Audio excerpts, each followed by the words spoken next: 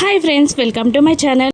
మాధురి శివాల ఎంగేజ్మెంట్ షాపింగ్కి వెళ్ళడానికి అందరూ ప్లానింగ్ చేసుకుంటూ ఉంటారు. అప్పుడు నిషి కౌశికిని ఇలా అడుగుతూ ఉంటుంది, వదిన షాపింగ్కి మన ఫ్యామిలీ మాత్రమే వెళ్తున్నాం కదా అని నొక్కి మాట్లాడుతూ ఉంటుంది నిషి. అవును నిషి, మన ఫ్యామిలీ మాత్రమే వెళ్తున్నాం అని కౌశికి చెప్పేస్తుంది. ఇక నిషి దాత్రిని, విన్నావా జగదాత్రి, మా ఫ్యామిలీ మాత్రమే షాపింగ్కి వెళ్తుందంట, మీరు రావాల్సిన అవసరం లేదు, ఇంట్లోనే ఉండండి అని అంటూ దాత్రి కేదార్లను ఎగతాళి చేస్తూ ఉంటుంది. ఇక అలా నిషి వాళ్ళని ఎగతాళి చేయడం చూసి భరించలేక మాధురి జగదాత్రి దగ్గరికి వెళ్ళి, నువ్వు కంపల్సరీగా షాపింగ్కి రావాలి వదినా అని అంటూ, సారీ వదిన, నువ్వేం అనుకోవద్దు, దాత్రి వదిన వస్తేనే నేను షాపింగ్కి వస్తాను, నా అన్నయ్య వదిన రాకుంటే నేనెలా షాపింగ్కి వస్తాను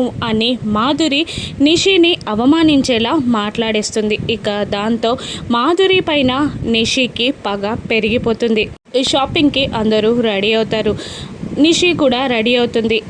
పైన శివ ఏమో మాధురి కోసం వెతుకుతూ ఉండగా ఇక నిషి కావాలనే ఫోన్లో మాట్లాడుతున్నట్టు యాక్టింగ్ చేస్తూ శివ వినబడేలా మాట్లాడుతూ ఉంటుంది. ఇక నిషి ఇలా అంటుంటుంది, అందులో మన మాధురి తప్పేముంది, ప్రేమ అని వెంటపడ్డాడు, మన మాధురి నిజమే అనుకుంది, వాళ్ళతో కలిసి తిరిగింది, కానీ నిజంగా వాళ్ళిద్దరి మధ్యలో ఏం జరిగిందో మనకేం తెలుసు అని మాధురి శివకి వినబడేలా మాధురి క్యారెక్టర్ పైన మచ్చ వేసేస్తుంది. ఇక శివ కోపంగా అదంతా విని కిందికి పరుగున వచ్చేస్తూ ఉంటాడు. ఏంటి మాధురి, నన్ను కాదని ఆ జగదాత్రి దగ్గరికి నువ్వు వెళ్ళావు కదా, ఇక సారీ ఇలా చేసినందుకు, ఇప్పుడు ఈ నిందని ఆ దాత్రి పైన వేసిస్తే పెద్ద పని తీరిపోతుంది, నాకు నీపైన పగ తీర్చుకున్నట్టు ఆ దాత్రిని ఇంట్లో నుండి గెంటేసినట్టు రెండు జరిగిపోతాయి అని నిషి